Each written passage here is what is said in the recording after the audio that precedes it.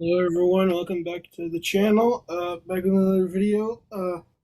Today we're doing a review for Loki Season 2, Episode 5, Science Fiction, where Loki traverses dying timelines in an attempt to find his friends, but reality is not what it seems. So, yeah, this is probably one of the most interesting episodes, and I'm gonna get to why. And this reveals a lot of stuff that we didn't know about the characters who we've known since the beginning of the series.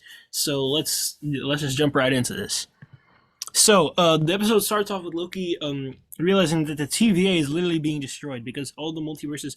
It looks like all the multiverses are the universes are turning into one universe. So uh, this is something that could impact, definitely going to impact Secret Wars. This may take place at the same time Secret Wars does. It may even take place around the same time uh, the end of Kang Dynasty / beginning of Secret Wars does. In the same way how the end of Ant-Man and the Wasp took place at the same time as the end of Infinity War. So like where they all coincided with each other, or how the end of Venom Let There Be Carnage took place at the same time as the middle of No Way Home. So yeah, this definitely takes place.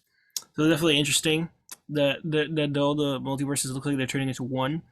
And then just before he gets out, uses a temp pad, or either that or he time uh, time travels, or I forgot what the term was. It was time slips, yeah. And we get to see what the past characters. So he goes to these four different branch timelines. Um so first 1962 in San Francisco, which is and then 2012 New York City, 2022 Cleveland, and 1994 Pasadena.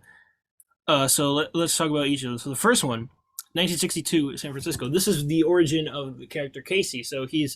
Well, um, so he before he was a TVA agent, he was a prisoner at a prison called Alcatraz Island in San Francisco in the 1960s, and then he's confused about where. And when Loki calls him Casey, he says that his name is Frank. So that's what his name was before he got turned into became a TVA agent. So yeah, so they have no idea who Loki even is in these variants before they turn into the TVA. Then the next one we see is B-15, I think. Yeah, I believe Agent B-15. She was a nurse in New York City, and I'm in 2012 New York City. So some people theorize that this may be the same branch timeline that the Loki variant came from. So this very well could be the same branch timeline that was in Endgame, where Loki literally time slipped and then he time traveled to the beginning of the Loki series. So, or this could be a universe where the Avengers don't even exist, but it's probably the same universe where the Loki from this series became a variant, where from Endgame. So yeah, pretty interesting that they're going to these branch timelines that we've already seen before.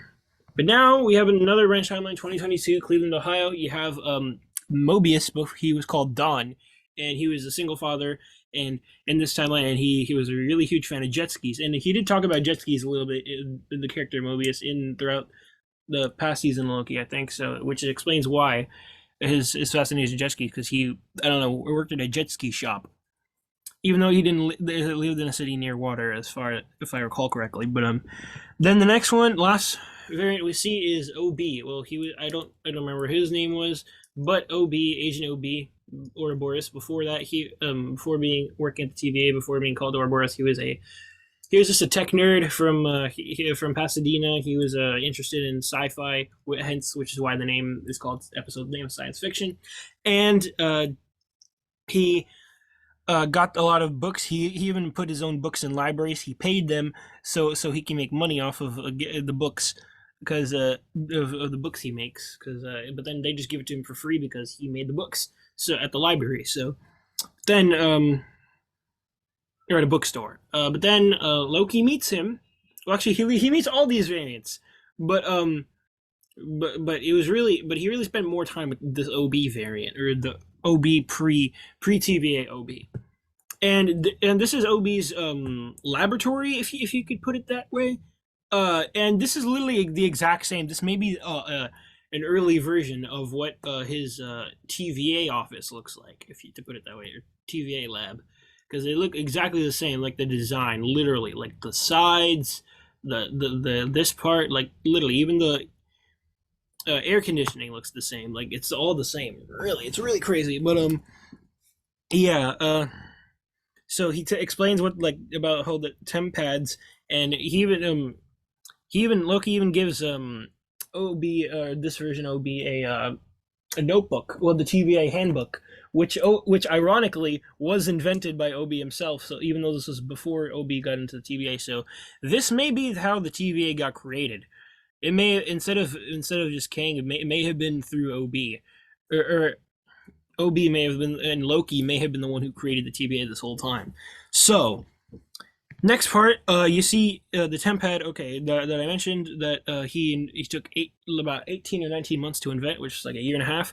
He goes to Loki, who is meet with Don, the variant Mobius, and they explain how they need him. They all need each other to help restore the TVA, or at least create the TVA, because this was before they even got into the TVA. So then you see Loki is realizing that a bunch of multiverses are falling. So or he goes to this dream. Well, okay, I didn't show any pictures of Sylvie, but he did meet with Sylvie, and ironically, Sylvie still remembered who he was.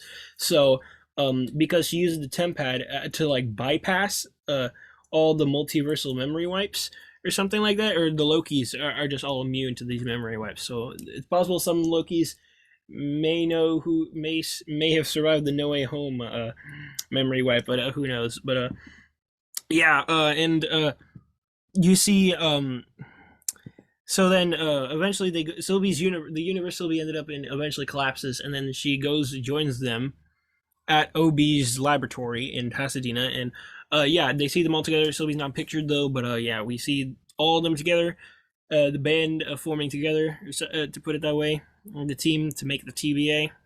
Even though Loki already knew what they were gonna do, and yeah, that's and then they literally, um, even like in the people in Sylvie's universe were literally killed off. So this is a pretty interesting episode. So like a lot of universes were wiped. And honestly, I'm gonna have to give this a 9 out of 10 because this episode was truly explained the origins of each character. Gave them like the most interesting ones.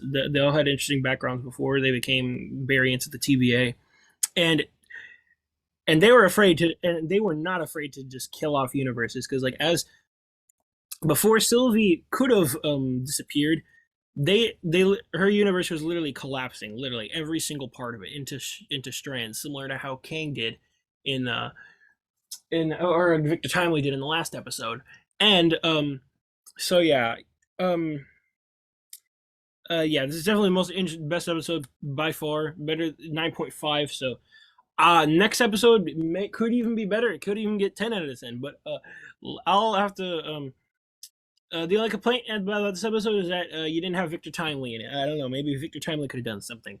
I know he didn't work at the TVA that long, but yeah, it would have been interesting to have Victor Timely in this. So let's see you guys in the next review for Loki season 2. Ellie9 out.